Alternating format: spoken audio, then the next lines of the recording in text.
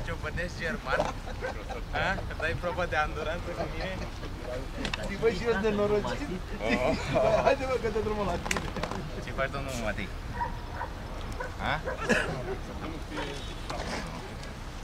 Ai venit să...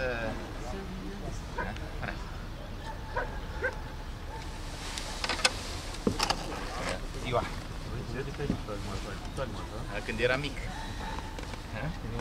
Bună! Ce vezi, nu m-am încurcat aici, ha? Păi dacă mi-ai dat Bogdan cu are care a fost la Bogdan. Bogdan, salut, da. Acum, nu te-am recunoscut cu...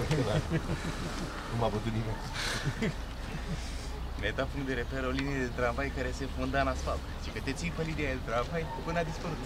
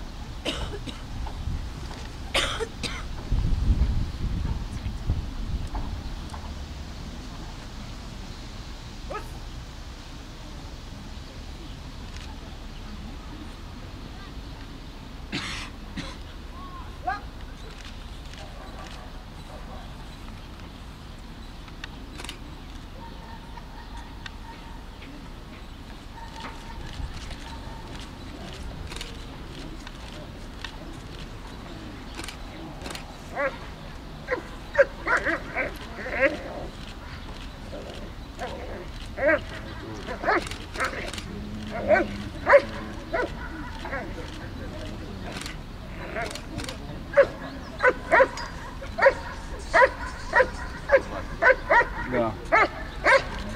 Să uite la asta.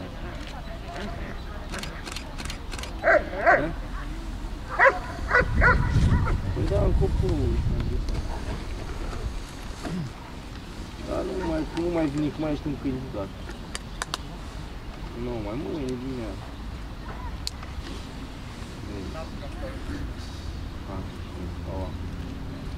Bă, dar ce mă pare. Nu